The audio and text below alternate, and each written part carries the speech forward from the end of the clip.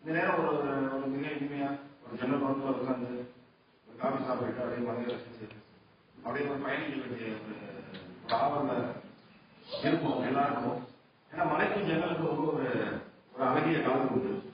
மழை நேரத்தில் அந்த ஜன்னல் பக்கத்தில் உட்காந்து ஒரு பஸ்ஸாக இருக்கட்டும் இல்லை ட்ரெயினாக இருக்கட்டும் எதுலையுமே ஒரு பயணிக்கிறது வந்து ஒரு அழகான ஒரு நிகழ்வா இருக்கும் அப்படின்னு நீங்க நினைக்கிறீங்களா? விஷயமா இருக்குமா? அந்த அந்த மாதிரியான ஒரு ஒரு பயணிக்கிற நேரத்துல அந்த ஆப்போசிட்ல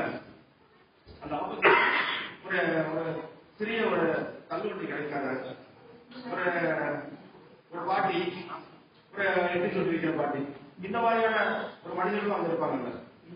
அவங்களுடைய சூழல் எப்படி இருக்கும்? நம்மளுடைய சூழல் ஒரு ரசிக்கிற மாதிரியான ஒரு சூழலா இருக்கும். அவங்களுடைய ஒரு சிரமமான ஒரு இக்கட்டான ஒரு சூழலா இருக்கும். இதே போல இயற்கை வந்து நம்ம எல்லாத்துக்கும் ஒரே மாதிரியான நேரங்களையும் ஒரே மாதிரியான வாய்ப்புகளையும் இருந்தாலும் அந்தந்த நேரங்களை வந்து நாம் ஒரு ரசிகத்தோட பார்க்கிற மாதிரியான ஒரு சூழல் தான் இங்கே இருக்குது. இப்ப உங்களுக்கு வந்து ஒரு விழிப்புணர்வு அப்படிங்கிற ஒரு காரணத்துக்காக நம்ம அமைச்சிருக்கோம். இந்த விழிப்புணர்வு என்னன்னாக்கா ஒரு நீண்ட காலத்துக்கு முன்னாடி வந்து இந்த காலத்துல சமீப காலத்துல கூட சரி ஒரு மலேரியா ஒரு டெங்கு இந்த மாதிரியான ஒரு சூழலுக்கு ஒரு விழிப்புணர்வு கொடுப்போம்.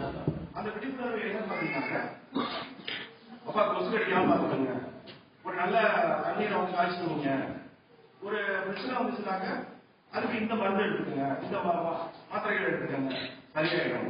வராமலையும் தடுக்க முடியும், வந்ததையும் சரி பண்ண முடியும் அப்படிங்கிற ஒரு நிகழ்வுகள் இருந்துச்சு. இப்போ வந்து இந்த ஆட்டிசம் அப்படிங்கிற ஒரு விஷயம் வந்து உலகம் முழுக்க ஒரு பெரிய ஒரு பிரச்சனையா இருக்கு. இதுக்கு என்ன மாதிரியான விழிப்புணர்வு கொடுக்கிறது? இதை வராம தடுக்கிறதா இல்ல வந்தோட அதை சரி பண்றதா? எப்படியான ஒரு சூழல் இது? எப்பயுமே மனித குலத்துக்கான ஒரு பெரிய பிரச்சனைகள் தான். ஒவ்வொரு காலகட்டத்திலையும் இயற்கை என்ன பண்ணாக்க ஒவ்வொரு பிரச்சனைகளை இந்த மனிதனுக்கு நம்ம கொடுத்துட்டே இருக்கணும். அதுல இருந்து நம்ம ஒரே விழிப்புணர்வு வருவோம் ஏற்படுத்தி அதுல இருந்து நம்ம தப்பிச்சு வரணும். இப்படிதான் அந்த போலியோ இருந்துச்சு, நிறைய வந்து அம்மை நோய்கள் இருந்துச்சு. இந்த மாதிரி ஒவ்வொரு பிரச்சனைகளுமே என்ன பண்ணாங்க இயற்கை வந்து நம்மளோட சேர்ந்து கொடுக்கும். அதுக்கான மருத்துவ முறைகளை நம்ம கண்டுபிடிப்போம், ஒரு விழிப்புணர்வு ஏற்படுத்தும். ஆனா இப்ப ஆட்டிசம் வந்து எங்கிருந்து தொடங்குது, எதனால தொடங்குது அப்படிங்கறத கண்டறிய முடியல. இதுக்கு ஒரு முழுமையான ஒரு மருத்துவ தீர்வு இருக்கா அப்படின்னா இன்னும் அமெரிக்கா உட்பட பல நாடுகளில் கூட இதை கண்டுபிடிக்க முடியாத ஒரு சூழல் இருக்கு. சரி சார், அவங்க எப்படிதான் நம்ம சரி பண்றது அப்படின்னு எடுத்துக்கிட்டாங்க.